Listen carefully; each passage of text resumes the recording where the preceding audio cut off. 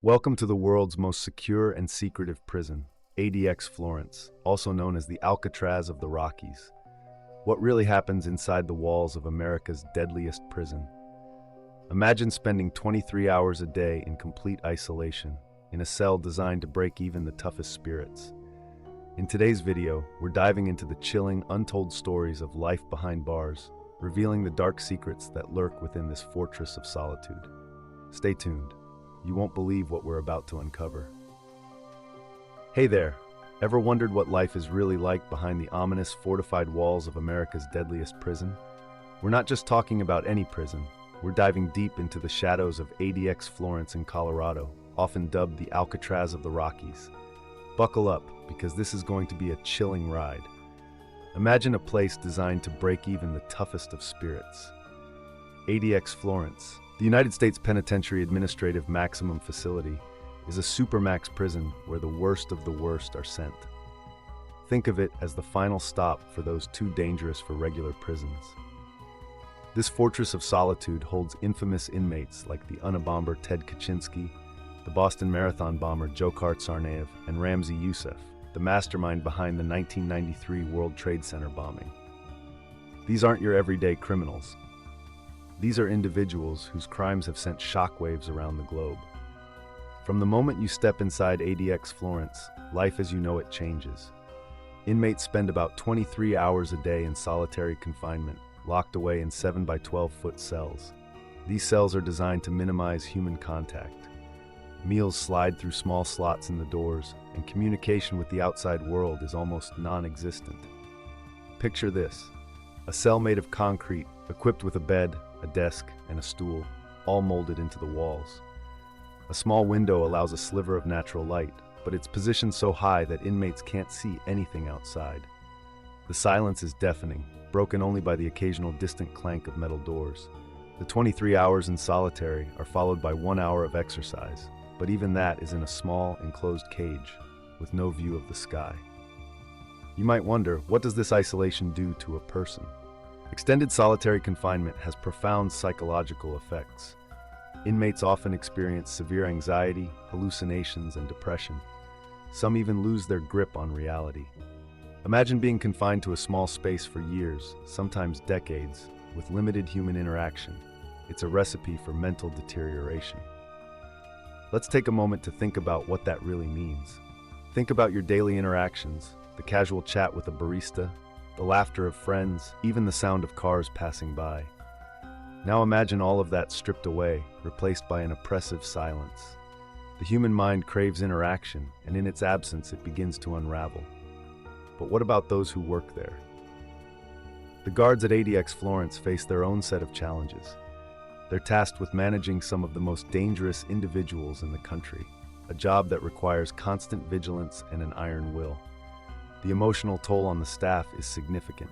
Many guards struggle with the moral and psychological implications of enforcing such extreme conditions. Consider the pressure of constantly watching over individuals who have committed heinous acts, knowing any lapse in attention could lead to disaster. The stress is unrelenting, and the emotional burden heavy. It's a job that few can do, and even fewer can do well without succumbing to the weight of it all. ADX Florence has not been without its share of controversy. Human rights organizations have repeatedly criticized the conditions, labeling them as inhumane. Inmates have launched numerous lawsuits claiming cruel and unusual punishment. There have been hunger strikes, suicide attempts, and incidents of self-harm as prisoners protest their confinement. These criticisms have sparked debates about the balance between ensuring public safety and preserving human dignity. Are such extreme measures justified? Or do they cross a line, turning punishment into torture? These are questions with no easy answers, but they force us to examine the core of our justice system. Let's look at some of the stories from within these walls. Take Thomas Silverstein, for instance, who was considered one of the most dangerous inmates in the U.S. prison system. After killing a guard, he was placed in a specially designed cell, where he spent 36 years in solitary confinement until his death in 2019. His story is a haunting reminder of the extreme measures used to contain the most violent offenders. Then there's Robert Hansen, the FBI agent turned spy for Russia. His betrayal led to one of the worst intelligence breaches in U.S. history. Sent to ADX Florence, Hansen spends his days in isolation, as cut off from the world he once manipulated so expertly. The irony of his confinement isn't lost. A man who lived in shadows now lives in the stark, unchanging reality of a concrete cell. And let's not forget Zacarias Moussaoui, the so-called 20th hijacker of the 9/11 attacks. His life in ADX Florence is a far cry from the days of plotting terror, now reduced to the monotony and isolation of the Supermax's harsh regime.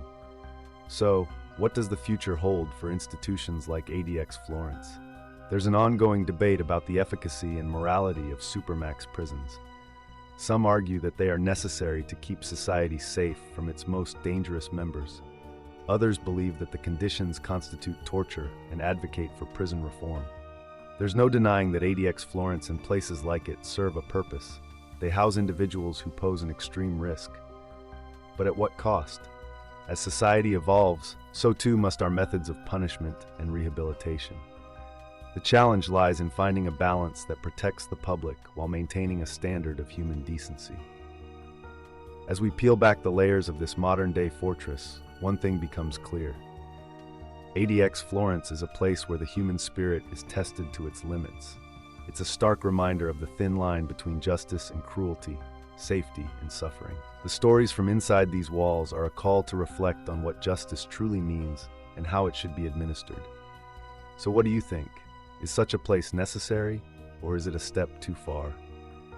As we continue this conversation, let's remember that behind every cell door at ADX Florence is a complex story of crime, punishment, and the enduring human spirit. There you have it, a glimpse into the shadowy world of ADX Florence, where the silence is deafening and the isolation is suffocating. The stories from inside these walls are a stark reminder of the extreme lengths our justice system goes to contain the most dangerous criminals. What do you think about the conditions inside ADX Florence? Is it a necessary evil or a step too far? Drop your thoughts in the comments below and let's get the conversation started. Don't forget to like, share, and subscribe for more deep dives into the world's most mysterious and controversial places. Thanks for watching, and until next time, stay curious and stay safe.